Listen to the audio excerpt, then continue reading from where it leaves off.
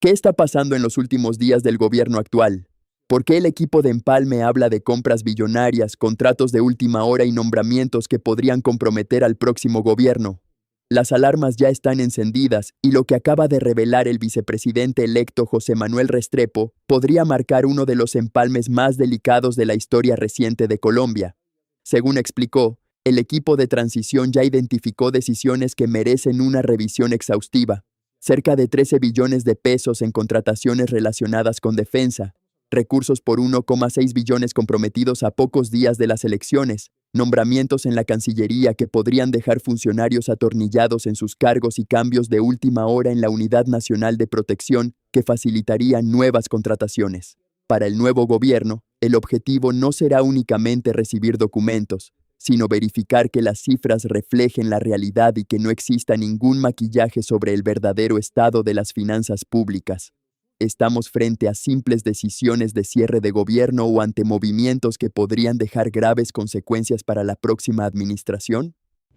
En el marco de nuestro proceso de empalme anticorrupción y en defensa de la patria, hoy quiero elevar una segunda alerta nacional. Una alerta que tiene que ver directamente con la seguridad del próximo presidente de la República y de todos los funcionarios del más alto nivel del gobierno nacional. ¿Por qué el gobierno saliente, a solo 40 días de entregar el poder, expide un decreto para cambiar los requisitos de quienes podrían ser nombrados como oficiales de protección de la Unidad Nacional de Protección? No estamos hablando de cualquier cargo. Estamos hablando de personas que tendrán la misión de proteger al presidente electo de la República y a su equipo de gobierno. Por eso, hemos solicitado formalmente a la Unidad Nacional de Protección suspender cualquier nombramiento con fundamento en ese decreto hasta el próximo 7 de agosto y entregar toda la información sobre los procesos que se encuentran en cursos. Es absoluta y totalmente inadmisible que en los últimos días de un gobierno saliente se cambien las reglas de juego para definir quiénes podrán integrar el esquema de protección del presidente que eligieron los colombianos y de todos sus ministros y cabezas de Estado. Con la seguridad del presidente, de las autoridades de la nación, de Colombia, no se juega. No vamos a permitir que decisiones de última hora condicionen al nuevo gobierno en un asunto tan delicado como la protección del jefe de Estado y de sus ministros. Defenderemos la voluntad del pueblo colombiano con firmeza y con todo el peso de la Constitución y de la ley. Es muy importante respetar actuaciones que garanticen la seguridad del jefe de Estado en el marco de un proceso de empalme. Y estas decisiones van en contravía total de ese propósito. Yo lo que digo es, aquí hay una preocupación. Aquí hay una preocupación por garantizarle a los colombianos que votaron por nosotros y a los 50 millones de colombianos que exista absoluta claridad sobre los hechos que se han venido presentando en el gobierno actual. La pregunta es, tenemos que evitar a toda costa que exista posibilidades de maquillaje de información. Hoy, por ejemplo, sabemos que hay un déficit fiscal, pero sabemos que hay deudas no reconocidas. Deudas de pagos de años anteriores al 2024. Deudas también en el sector de la salud. Deudas en el sector energético. Y eso no está reconocido en el déficit fiscal. Luego, muy seguramente el déficit fiscal va a ser más alto. Venimos a revisar qué proyectos están sin terminar. Venimos a revisar también qué improvisaciones ha habido en toma de decisiones, qué incumplimientos hay, qué desperdicios hay en gasto público. Pero usted hace 4 años estaba en la misma posición. Usted estaba en empalme, usted le dio la bienvenida al nuevo gobierno. ¿No habían cosas parecidas? ¿No habían deudas? ¿No habían proyectos pendientes? Pues nosotros siempre fuimos absolutamente claros, al punto incluso que todos los documentos para esta fecha, en el proceso de empalme anterior, ya eran públicos. Hoy no. Hoy no, yo no los conozco. Nosotros, o sea, ¿sí hay diferencias entre lo que fue hace 4 años y yo creo que sí, pero no me gusta ahondar en esas diferencias. Lo que yo quisiera en este momento es tenerle y darle claridad a los colombianos en que la información que vamos a recibir es una información con la cual ellos van a saber cuál es el estado de la nación. Y mi reclamo recurrente en estos días también ha sido que en el marco de este empalme anticorrupción también tenemos que elevar preocupaciones o inquietudes. Por ejemplo, lo que sucede hoy con esos recursos de casi 13 billones de pesos en materia de defensa. Son contrataciones de última hora o decisiones de contratación o de compromisos a través incluso de confis y de compes significativos, billonarios, que merecerían una atención. ¿Por qué se toman esas decisiones a última hora? De la misma manera, lo que está sucediendo en la fiduprevisora. Contrataciones a última hora, 3 días antes de un proceso electoral, 1,6 billones de pesos, destinando recursos a tema de alimentación y destinando recursos a temas agropecuarios donde incluso parece el propio vicepresidente se opuso a esa decisión. Cuando el gobierno responde a esa inquietud y a esa preocupación que le hemos visto a usted permanentemente, vicepresidente, ellos dicen es que tenemos que gobernar hasta el 6 de agosto, hasta las 3 de la tarde, así de que podemos contratar, gastar, nombrar, porque somos gobierno hasta el 6 de agosto. Y no hay ningún problema, pero no deja de ser curioso. Y no dejaremos de hacer la investigación sobre esos 1.6 billones. De la misma manera, no deja de ser curioso, o por lo menos preocupante, lo que puede darse hoy en el abuso de nombramientos en provisionalidad en la Cancillería. ¿Por qué? Porque ahí se están nombrando gente que ha sido cercana al gobierno, en provisionalidad, de tal manera que quedan medio atornillados por un periodo de tiempo. ¿Por qué se tiene que hacer eso? ¿Y eso representa un gasto para el nuevo gobierno? Además de un gasto, por lo menos representa una decisión muy poco cordial, realmente para un gobierno que quisiera llegar y poder disponer de los nombramientos de una manera ordenada. Le voy a agregar otro, Unidad Nacional de Protección. Se cambia un decreto a última hora donde se simplifican los requisitos para ser oficial de protección y a continuación se hace un anuncio de que vienen contrataciones significativas en miles de personas que finalmente tienen relación con la seguridad del presidente de la República, de los ministros de Estado. Entonces, ojo con eso, porque yo creo que ahí, si bien ellos gobiernan, sin duda alguna, nosotros no dejaremos de ninguna manera de poner de presente las preocupaciones. Pero ¿va a ser un empalme tranquilo?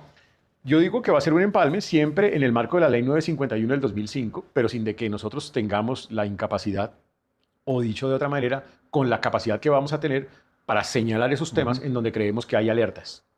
Y otra cosa importante, porque no se trata solamente de poner una denuncia, de señalar puntos críticos. También se trata de recoger el máximo de acervo de información para tomar mejores decisiones estratégicas y poder gobernar de mejor manera. La ventaja de que yo ya tengo el 75% del empalme es que con la información que reciba, yo voy a poder construir a través de mi plataforma un banco de decisiones estratégicas. Entonces, no se trata solamente de denuncias, sino se trata también de construcción estratégica hacia adelante de las prioridades que tiene que tomar de decisiones el gobierno entrante.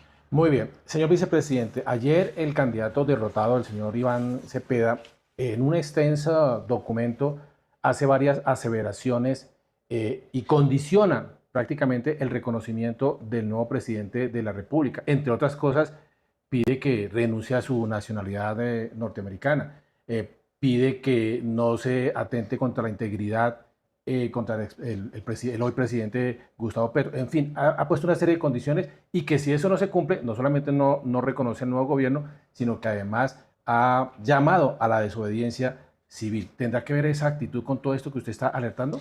Mire, esa declaración para todos los colombianos es absolutamente vergonzosa. Esa es la declaración de un personaje que no actúa con sentido ni con talante democrático.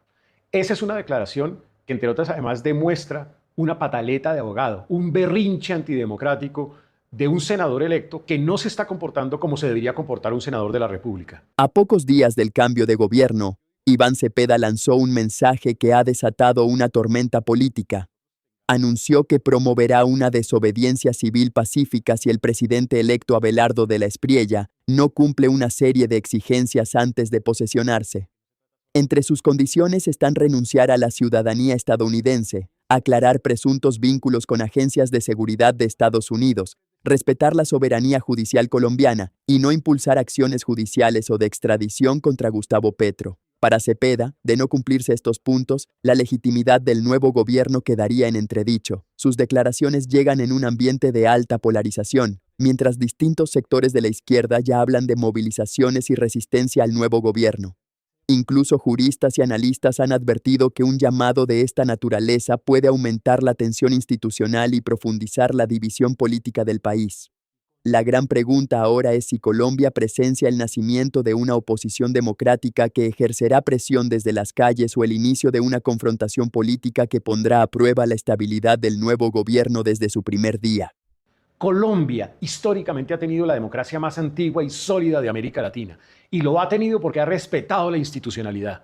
Aquí hay que volver de nuevo al cauce de que un candidato o de un senador electo o un presidente en ejercicio respeten las instituciones de Colombia, respeten la democracia. Aquí hubo una elección reconocida por el Registrador Nacional, reconocida por el Consejo Nacional Electoral, con entrega de credenciales formal, en donde no cabe por ningún lado un señor que es senador electo que venga a decir que entonces va a realizar actos de desobediencia civil, porque eso no es democrático en nuestro país y eso puede conducir a escenarios de violencia social. Eso es lo que nunca debería pasar en Colombia.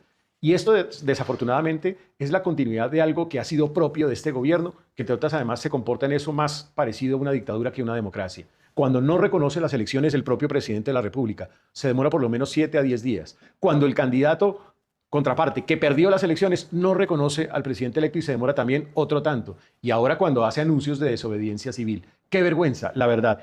Y además me parece que lo hace sobre la base de una bajeza. Discusión absolutamente bizantina, que ya despejó el Consejo Nacional Electoral y que incluso en el día de hoy un tribunal se pronunció de la misma manera sobre ese punto. Vergonzoso que un senador electo se comporte como un antidemócrata. No solamente es este llamado a la desobediencia civil, algunos activistas también han llamado a tomarse las calles y hacer invivible la situación en Colombia, algo que también ha alertado a muchos colombianos, y eso que usted acaba de decir también ha recibido el rechazo de connotadas figuras incluso muy cercanas al gobierno. ¿Los van a dejar gobernar? ¿Usted tiene la sensación de que los van a dejar gobernar o no? Cuando un líder se comporta de esa manera antidemocrática, pasa eso con algunos de sus seguidores.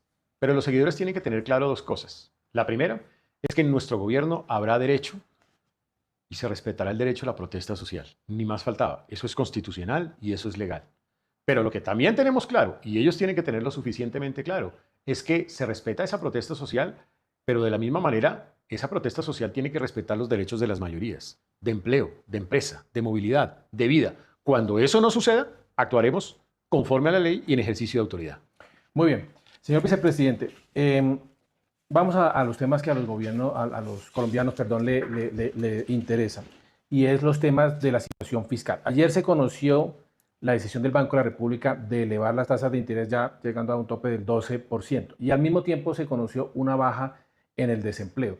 Si hoy usted se encuentra con un colombiano de a pie y le pregunta, venga vicepresidente, dígame sinceramente, ¿la economía va bien como nos la está pintando el ministro de Hacienda, que dice que la prueba fehaciente es que el desempleo está bajando, que la inflación es culpa de que no se han hecho las reformas tributarias que se necesitan y se han acopiado los recursos que se necesitan, que el crecimiento no es malo, no es el deseable, pero que tampoco es malo? En fin, hoy, ¿cómo está la casa de Colombia financieramente hablando? Como lo dijo el presidente Petro, ahí les dejo su casa pintada, en alusión a la famosa estrategia del caracol, que algunos no vieron. Era una película donde unos inquilinos dejaban una casa después de usarla a solicitud del dueño del inmueble, destruida por dentro y pintada por fuera. Esa es la casa que está dejando el presidente Petro. Económicamente está muy mal. Y basta simplemente ir a las cifras. Cifras de The Economist, quizá la revista más prestigiosa en economía 2025. Cuando comparamos 51 economías del mundo, dentro de las 5 con mayor inflación a diciembre del 2025, dentro de las 5 de mayor inflación, Colombia. Dentro de las 5 de mayor desempleo, Colombia. Dentro de las 5 con mayor déficit fiscal, Colombia. Dentro de las... ¿De verdad Colombia bajó las cifras del desempleo? Esa es la narrativa oficial del gobierno actual. Pero cuando se analizan las cifras con mayor profundidad, aparecen varias señales de alerta que no se pueden ignorar. Expertos advierten que ese dato por sí solo no demuestra que el mercado laboral esté realmente sano. Más de la mitad de los trabajadores del país sigue en la informalidad, sin estabilidad, sin pensión y, en muchos casos, sin seguridad social. La calidad del empleo continúa siendo uno de los grandes problemas estructurales. Además, buena parte de los nuevos puestos de trabajo se concentró en la administración pública, la educación y la salud, sectores impulsados directa o indirectamente por el gasto del Estado, mientras el empleo privado aún enfrenta dificultades para despegar. Varios analistas también señalan que parte de la reducción del desempleo puede estar influenciada por factores demográficos y metodológicos, por lo que no es correcto atribuir todo el resultado exclusivamente a las políticas del gobierno. 5 con mayor costo de la deuda pública en este momento, Colombia. 150 economías Banco Mundial. Posición de Colombia en crecimiento, 110. No estamos bien. Y además de eso, las finanzas públicas están absolutamente destrozadas. En los últimos 2 años, el déficit fiscal primario, que es la diferencia entre ingreso menos gastos sin incluir costos de intereses de deuda pública, ha aumentado en más de 10 veces, de menos 0.3% del PIB a más del 4% del PIB. Eso es vergonzoso. Estamos dejando el país realmente a puertas de una situación crítica y caótica en manejo de la deuda pública. ¿Y eso cómo afecta al ciudadano de a pie que cree que eso es una situación fiscal del alto gobierno y que eso a mí no me afecta porque a mí lo que me importa es que me digan que el desempleo va bien? Le pongo un primer efecto. El primer efecto es que el Banco de la República no tiene margen de maniobra para bajar las tasas de interés. Por lo tanto, tenemos que pagar más por los créditos de deuda. ¿Por qué? Porque el abuso fiscal que ha tenido el gobierno actual, al nivel de multiplicar por más de 10 veces en solo 2 años la deuda pública, pues eleva los costos. Pero implica también otra cosa, que el endeudamiento público del país hoy se ha incrementado de 800 billones a más de 1.215 billones, más del 50%, más de 415 billones de pesos. Y ese efecto, ¿qué tiene? Que pagamos más intereses de deuda pública. Y además de eso, ya los bancos nos están cobrando más porque somos mala paga, es decir, porque se considera que no tenemos la misma capacidad de pago. Los intereses de la deuda pública han aumentado en más de un 100% contra enero del 2022. Conclusión de todo eso es que el presupuesto de la nación cada vez paga más intereses de deuda pública y hay menos espacio para escuelas, para hospitales, para cultura, para vivienda, para lo necesario. Este gobierno realmente, de verdad, deja cuasi quebrado esta nación. Es una vergüenza la manera como ha orientado las finanzas públicas. Y lo peor de todo es que por una lógica estatizante, que es la lógica que ha manejado el gobierno actual, de tratar de que todo es estatizado, como logró o pretende lograrlo con la reforma pensional, como intentó hacerlo en educación, salud, como lo ha venido haciendo en salud, etcétera. ¿Qué ha generado? Que buena parte del crecimiento, más del 50% del crecimiento del país, depende del Estado, no depende de la inversión privada. Y hoy la inversión privada en relación al PIB es el peor dato en más de 4 décadas en la historia de Colombia. Aquí hay que volver a prender los motores de crecimiento que apagó Petro. Apagó la vivienda, apagó la infraestructura, apagó hidrocarburos, apagó también los sectores relacionados con minería. Mientras tanto, no prendió los que había que aprender, que vamos a aprenderlos: agroindustria, economías digitales, turismo. No prendió tampoco el sector de energía ni el de industria. ¿Y el desempleo que aparece a la baja, que estamos en 8%, ¿eso es una buena noticia o hay que mirar con cuidado ese resultado? Insisto, en todos los países de América Latina ha bajado el desempleo. Eso es normal porque el mercado laboral cambió en el mundo. Lo que pasa es que en nuestro caso seguimos siendo dentro de los 5 de las 51 economías del mundo con mayor tasa de desempleo. Es decir, es una bajada de tasa en el desempleo como se ha dado en otros países del mundo, pero es donde menos ha bajado la tasa de desempleo comparativamente en América Latina. El ministro de Hacienda saliente, señor vicepresidente, ha anunciado para el próximo 20 de julio la presentación de una reforma tributaria que dice que lo que busca es recomponer lo que el Congreso le había negado, esos billones de pesos que se estaban necesitando para inyectarle a la economía. Y que él confía en que usted y su equipo económico le den trámite en el Congreso de la República. ¿Usted va a tener en cuenta esa reforma tributaria o usted cree que esa es una jugada del anterior gobierno para después salir a decir que esa reforma era la que se necesitaba y no la que seguramente ustedes van a sacar? Mi recomendación al ministro Ávila es que se evite el trabajito. No tiene sentido presentar una reforma tributaria para un gobierno siguiente. Eso no tiene ninguna presentación y para ninguna lógica. No sé, seguramente para generar ahí una discusión nacional de la irresponsabilidad que han tenido durante estos 4 años. Es que es inconcebible que en ese marco de irresponsabilidad hayan incrementado el gasto de la manera como lo hicieron, donde incrementaron el déficit primario en más de 10 veces en solo 2 años y hasta ahorita se dieron cuenta que había que hacer un ajuste en las finanzas públicas. Pero claro, no hacen en la tarea que tienen que hacer, que es lo que tenían que hacer eso desde el principio, sino que le dejan el chicharrón al gobierno siguiente. Tranquilo, le ahorro el trabajo, no presente la reforma tributaria y ya veremos nosotros cómo va a ser el programa de ajuste fiscal que vamos a realizar. El próximo gobierno no solo recibirá un indicador de desempleo, recibirá un país con enormes desafíos fiscales, una productividad estancada, inversión privada debilitada y millones de trabajadores que aún esperan oportunidades estables y bien remuneradas. Ese será el verdadero examen: convertir las estadísticas en bienestar. Porque gobernar no consiste en presentar el dato más conveniente en una rueda de prensa. Consiste en crear las condiciones para que las empresas inviertan, generen empleo formal y devuelvan la confianza a la economía. Si eso no ocurre, cualquier cifra positiva terminará siendo pasajera. Los próximos meses serán decisivos. Las promesas tendrán que enfrentarse a la realidad y será allí donde se sabrá quién tenía razón. Nosotros seguiremos analizando los datos, contrastando las versiones y vigilando cada decisión del poder, porque una democracia necesita ciudadanos bien informados, no simplemente titulares optimistas. Colombia entra en una nueva etapa y el país merece conocer toda la verdad, por incómoda que resulte.